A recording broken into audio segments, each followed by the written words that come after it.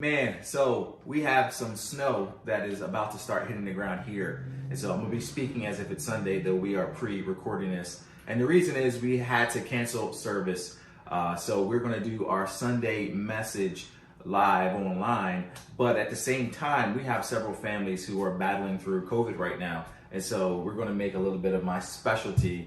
I don't cook an awful lot of things that I'm real proud to present to other people. Everyone who knows our family knows Trene's the cook. But I have a couple things that I get down with in the kitchen, and one of them, my brother just reminded me, is my specialty, which is chicken noodle soup. No soda on the side, but you can have some soda if you want. And so as I do this message, devotional, encouragement, word, whatever we're gonna call this, I'm gonna be chopping up literally in the kitchen. And so I hope this is an encouragement for you. I hope as you're home with your hot chocolate, if you're here locally, if you are in Jersey, you guys are still battling through some ice and stuff there. But if you're in Texas, you don't even know what snow is. It's cold, it's frozen stuff that comes out of the sky. Maybe about a year or so ago, you got a little bit of an experience with some snow. And so in our church here, we've been going through a series of John. Last week I did John 10. And part of the beginning of that message, I kind of recapped the last couple of chapters. And so I'm going to do that today as we go through this. It's really like a solid recap of some of the great things that is happening in chapter 7 and chapters 8, 9, 10, and then we'll be stepping next week into 11. And so we'll tease that up a little bit as we're going through, chopping it up here in the kitchen. And so obviously I'm the real deal. So some of the ingredients that we're going to put in there are going to be fresh ingredients. I got my carrots. I got all types of celery, cilantro. I know, Mike, you don't like celery, but you're getting some of this because I'm going to deliver it to your house and you're going to eat it and you're going to like it. Watch, it's going to be legit. And then we got the rest of our stuff, our broth and our egg noodles and our fresh chicken. I know a lot of recipes call for chicken thighs. I think chicken thighs are whack. And so I don't put anything in food that I wouldn't eat. However, we're doing whole rotisserie chickens inside of this chicken noodle soup. And so obviously there's going to be a little bit of the thigh that's going to get in there. And so for you thigh lovers, you'll get all the flavor from that dark meat. First thing I need to do here is really just catch up on cutting up some of these carrots. In chapter 7 of John is one of the pretty interesting, exciting passages where Jesus is engaging a little bit with his siblings. They're saying, you've been flossing around here, in no man's land, doing all your little stunts of ministry. But why don't you go down to the festival and show everybody down there? And this is following chapter 6 when a lot of Jesus' followers were leaving him, especially around him saying, take drinking his blood and eating his flesh. And so chapter 7, a couple of cool things that come out of that chapter is Jesus goes down, he's communicating to the people. They're in the middle of the festival. And for you biblical scholars out there, Passover and Pentecost are two of the big ones. But the third festival that's happening here in this passage is the Festival of Tabernacles, or Booths. And there's a few things that are happening in this week-long celebration. One of the things is, as they are remembering coming out of Egypt and how they had to travel and sleep outside, they're called to take palm branches and they're to make little tabernacles outside of their homes as they gather for this festival. And here's a few good things of encouragement that come out of this. Could you imagine being a kid and part of one of the religious celebrations that you do causes you to camp outside? And as they're camping outside, they're being reminded of what it was like coming out of slavery, coming out of bondage, coming out of living in a foreign land and being led by God himself into a new territory that will be their home. And so think about this, sleeping outside, looking up through the palm branches, because these structures were made this way on purpose to give them the feel of what it was like leaving out of Egypt. And so they would look up at night at the stars, at the candles. If it would rain, there would be rain coming in, and they would get all of the experience. And their grandparents or their parents would be teaching them the same stories that they had learned as a child about Exodus. Man, if there's something that's missing in how we disciple our young people, it is missing out on explaining to them some of the challenges that we experienced or our grandparents experienced or people before us. Even in our lifetime, right? How often do we sit down and share some of the great, tremendous triumphs that God has brought us through and some of the things that has really helped shape who we are today? And I think one of the things that caused us those who've been walking with the Lord for a while to really appreciate God's goodness is because we really remember where God has brought us from. Tomorrow, Monday, will be the holiday where we celebrate Dr. King. And I know for African Americans, my entire life, I remember the stories being told by my grandparents or the stories from my parents of what their generation and the generation before them had to go through to make sure we have the rights and the privileges and the things that we get to enjoy today. And this is the same picture that we see in the Old Testament of the Lord telling the people, write these things down, put these stones together. Remember the Lord your God has delivered you. And so chapter 7 to me, one of the first things that I get out of it is the Lord really teaching them how to disciple the next generation with them knowing what God has done for them. The next thing that we see is at the conclusion of this celebration, Jesus stands up and he declares before the people that he's the light of the world, that he is the refreshing water. He is declaring to them that he is the one that they've been looking for, the Messiah.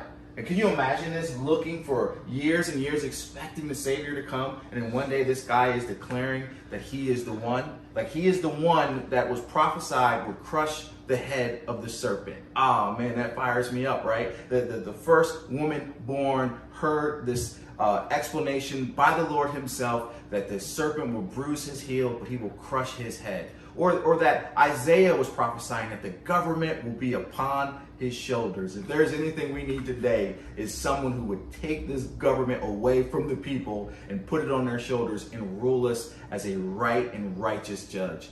Or the Son of David, Jesus declares himself, he is the Son of David, who will sit on an everlasting throne.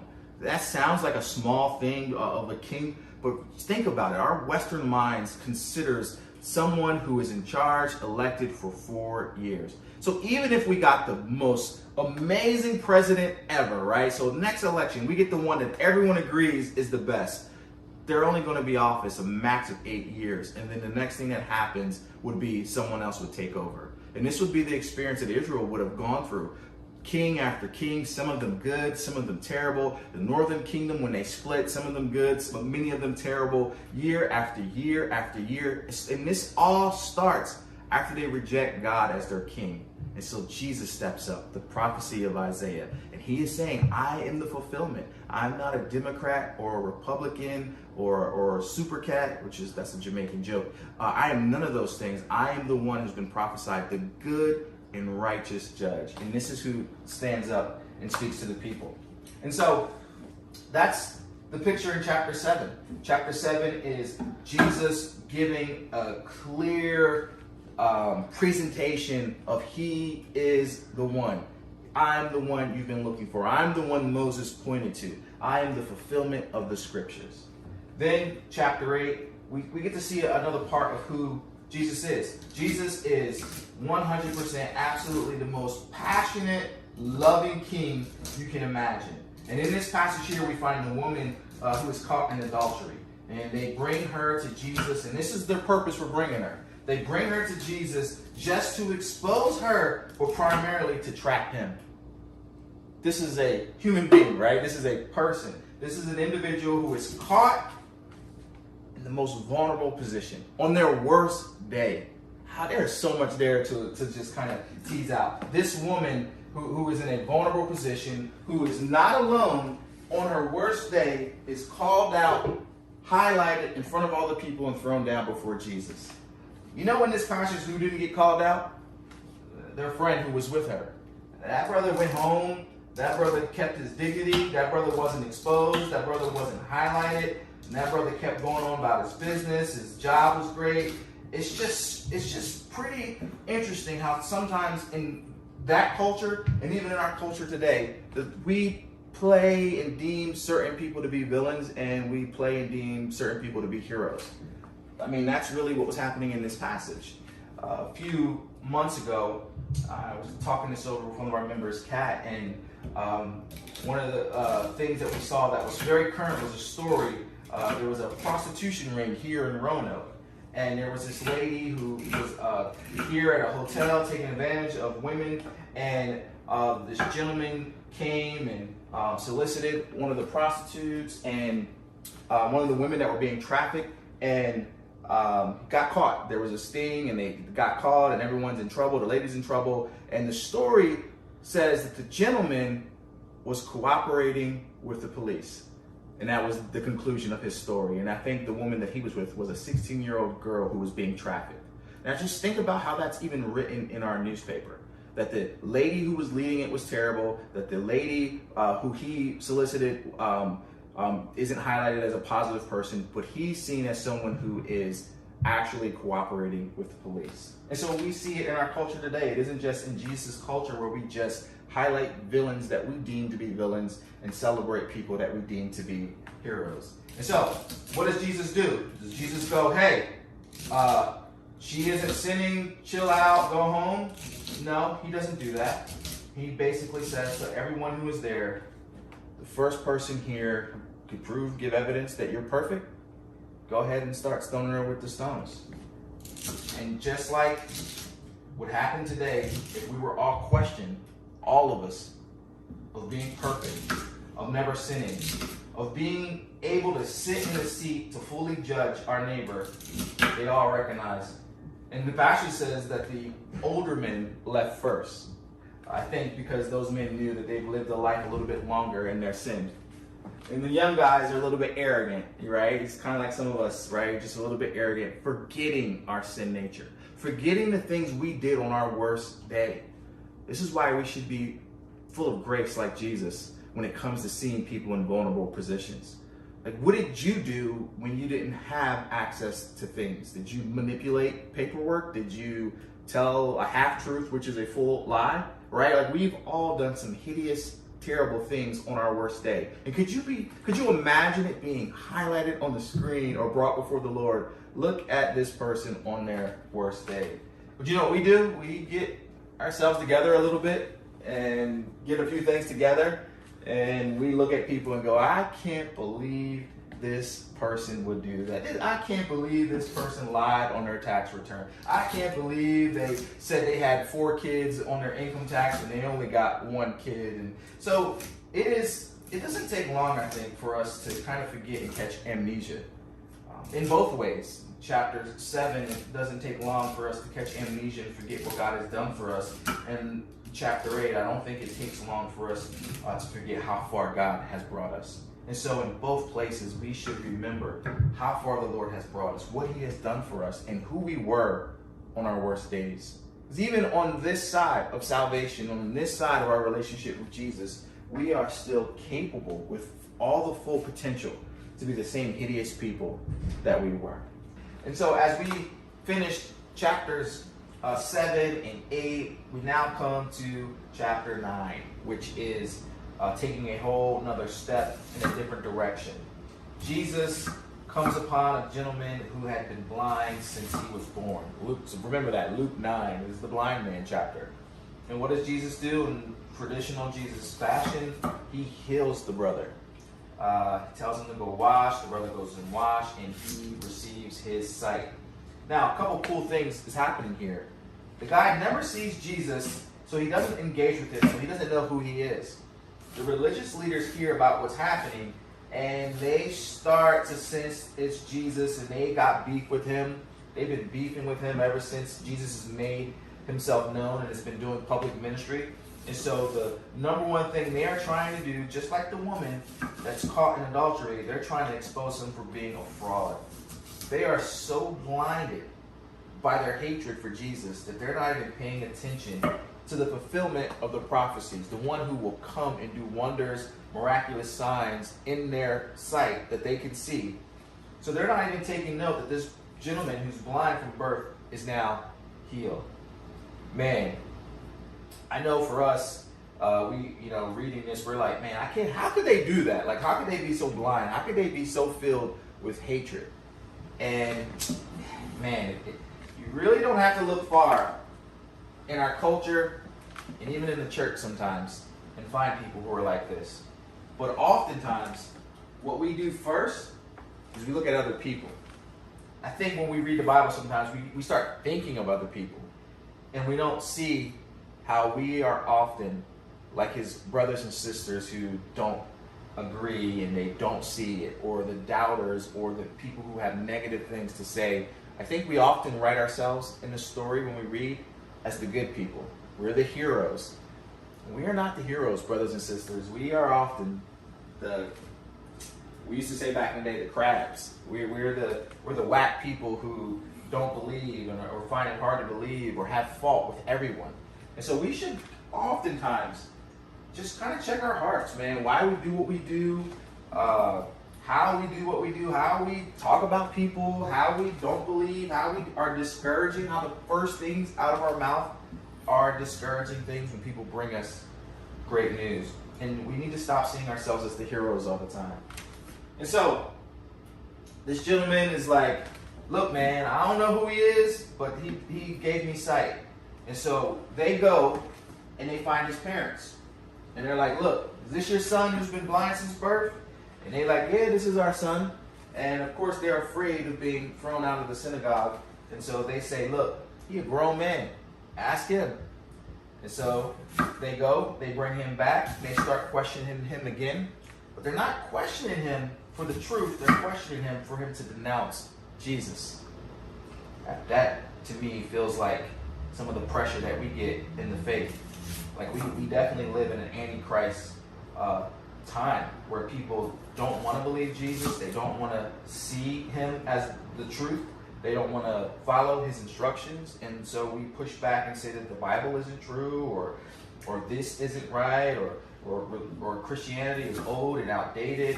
And really, before we get into any of all those things, the number one question should always be, especially for us who've been saved and delivered, and we know God has done a work in our lives, did he not do a work in our lives? And that's what the brother is saying. He's like, look, I don't know. I'm not a religious person like you guys. I don't know the Torah back and forth. I don't know, all the things. If anyone should know if he's true, it should be the people who've been pre-encouraged to know the signs and wonders by reading the scriptures, would be you guys. And he's like, all I know is nobody from the time of creation has been able to cure a person who is blind. Surely God doesn't do these types of things through a sinner. I mean, sometimes our apologetic can be that simple. It's like, look, I don't know all the ins and outs of theology.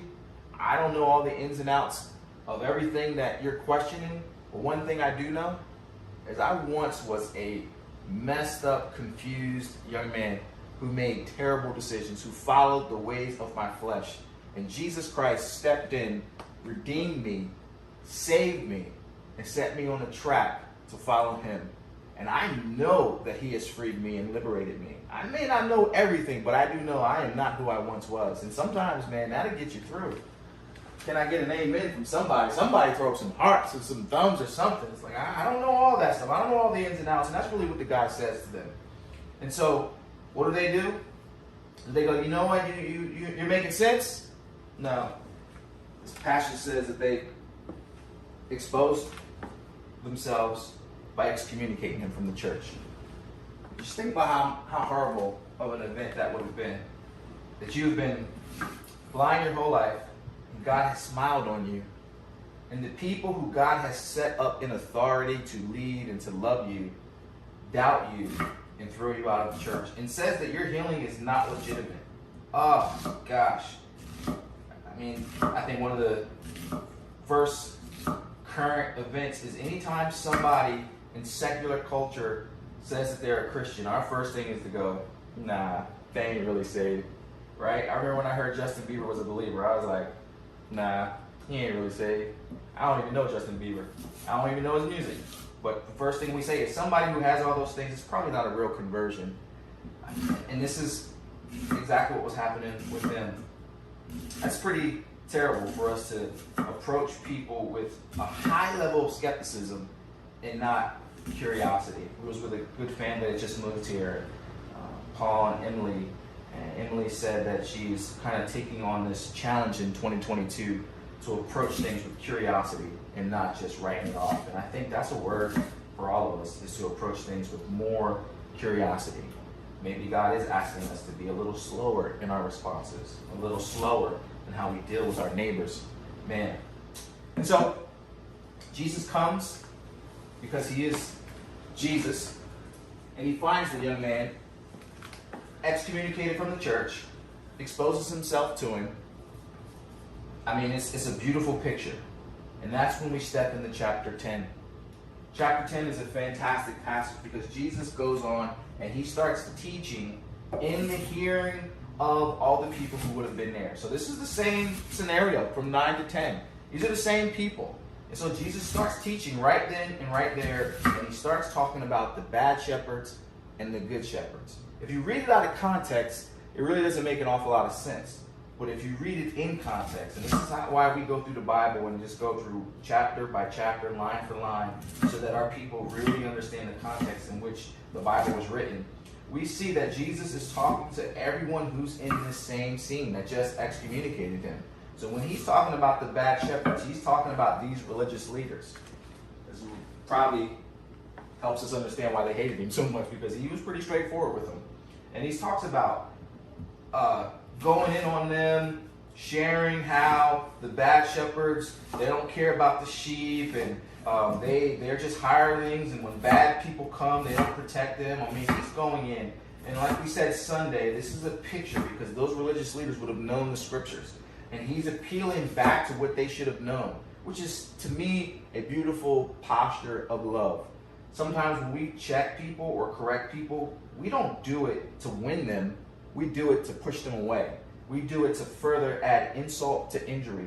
And Jesus is not doing that. He's appealing to the scriptures that they should have known and reverenced to help them see that they are acting like the bad shepherds that God was speaking of in Ezekiel 34. And that should have rang in their ears because, man, anyone who is given the authority to oversee anything should be responsible and willing to give their lives.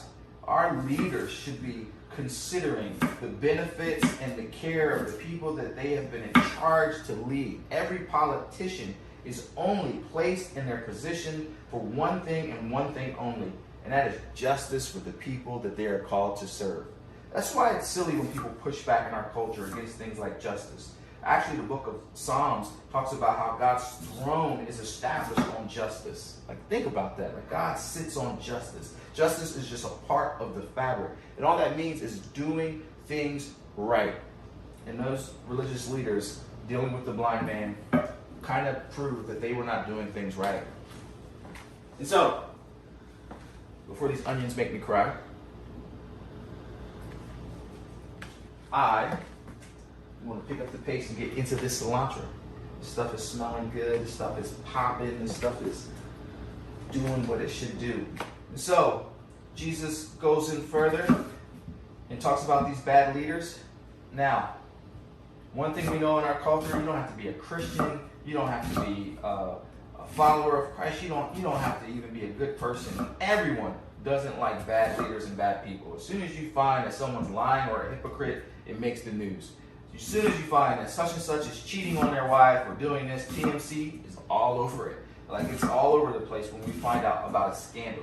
Because there's something inside of us that likes truth and that likes for people to be doing what they said that they were going to do. And so when we find a politician who's stealing money, or I remember when Ted Cruz during the snowstorm in Texas went to Mexico to get away with his family because they didn't have electricity. Everyone was like, this mug is a hypocrite.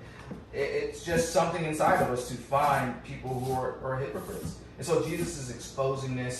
Jesus is dealing with this, talking about the bad shepherds and the good shepherds. One thing I would say, and we shouldn't shy away from, that is pretty poor in the church is when we have bad pastors or bad leaders. I think one of the things that came out of the rise and fall of Mars Hill was really highlighting a terrible narcissistic leader who put himself before the congregation. And though I really don't like the church being shown and exposing her flaws, but I think there's something humbling about that, is showing that even in Christ sometimes people do not make the right choices and they don't do the right thing, and we put things over people the same way these religious leaders in chapter 9 is doing before this blind person. And so with that lesson, like I said earlier, we're not always the good guys, right? We should be going after following Jesus and living a life like Christ. But Jesus gives us a picture and how he's dealing with them and how he's dealing with the blind man that every leader should take note of. He gives this idea of a shepherd, of a good shepherd. And what is some of the qualifications of a good shepherd? A good shepherd, first and foremost, would give their life for the sheep. They would go after a lost sheep. There are plenty of passages that show and highlight shepherds going after them. Jesus used it as a parable oftentimes because it would have been known in their culture. Not like in our Western culture where we have images and pictures of the cowboys driving the sheep. There's a picture here that Jesus is given of the good shepherd leading the sheep. And those are two different things. A good shepherd who leads the sheep leads them into good places. Another thing is the shepherd goes before them, scopes out what's happening, and so if they're following him, they're actually following in the path that is safe, that is right. We see that in the Old Testament, where the pillar of cloud by day is going forward before the people, leading them in the direction that they should go. And the pillar of fire also. I mean, this picture of a good shepherd is the one that we need, and it is an example for all leaders out there, but not just leaders. When I say leaders, pastors, people who are given authority, but I'm talking about fathers and mothers. I'm talking about neighbors. I'm talking about bosses, people of influence, people who have the authority to make decisions. Like, we all should take example, look at this example from Jesus of a good shepherd who loves and leads the people.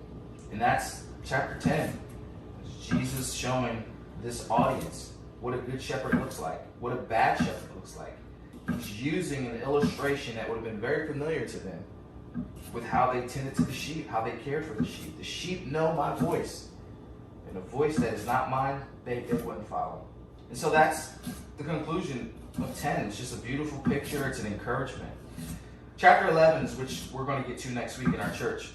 And that, there's just so much in chapter 11 that kind of brings a culmination to these last couple of chapters in a few ways. The one way that we'll talk about right now is really his friend Lazarus passing away, and they sent word to him. Well, this is his homie. This is Jesus' friend. And so, I mean, there's other pastors who've been hanging out and being at the house together, and he passes away, and they send word to Jesus before he passes when he's sick. And Jesus doesn't move, he doesn't go, and then after he passes away, Jesus returns to the town. And the word that his sister says is, Lord, which indicates that she believed he was who he is. If you would have been here, my brother wouldn't have passed away. Man, that is rich. One, it shows first that she believed in him. But it also shows that she thinks Jesus' authority and his power is simply based on his proximity. Whew. I could pause right there and talk about us sometimes where we feel like God is so far that he doesn't hear us. And that maybe in the seasons and the times where we feel like he's close, that he does things. But Jesus demonstrates something pretty powerful in this passage. And he says, you know, your brother will live. And she says, I know he'll live in the resurrection, which means she believed that there was a resurrection. She believed that he was the resurrection. And Jesus does something to kind of show her that he is who he said he is, and that our future hope is secure in him. And he raises Lazarus from the dead, which is a glimpse at what was going to happen after he was crucified. Lazarus is given life back in his body. They roll the stone away. They unloose him, and he walks around and he hangs out with them. He eats with them and he chills with them. Man, that would have been cool to be there, to see that. To be on Jesus' team when this happened, right? Could you imagine the religious leaders? Like, this was like 4 days after he had died. This wasn't like the young girl who Jesus went right after she died and he revived her, what they would have believed after she died. He brought her back to life. But in their time, they would have believed that the spirit would have hovered for a little while, and maybe that they were resuscitated. But that's not the case with Lazarus. She actually literally said, Lord, by now he stinketh, which means the decay and everything would have been setting in. It's a done deal. And Jesus says something that I want to kind of send us all away with this week. In me, nothing is a done deal. You're never too far. You are never too gone. You are never too lost. I am the good shepherd. I am the healer. And I am the resurrection and the life. And so, my brothers and sisters, The same way we're trying to make this chicken noodle soup to give encouragement and nourishment to our family is the same way God's word does the same thing in us. And that last passage, I am the resurrection, the hope, the truth, and the life, is something that I think we can stew on all week. That even if you are in a challenging situation, that this season of your life is a discouraging one, just know Jesus is never too far. He hears us. He hears his people. Trust in him and put your hope in him. He used his word to challenge, to encourage, to capture the people. And so we should be in his word. He used his presence to encourage, to be there with the family. We should be with people. So as you go through this week, how can you better be in his word? And how can you better be with people who are in need? Hey, we love you. Please be encouraged. If you have any questions or comments, or if you want to reach out to us, you can hit us up at thehillchurch.com. On our website, you can find all types of information on our church. Our goal is to love people and to love our community. All right, God bless. Peace. We should have some closing music.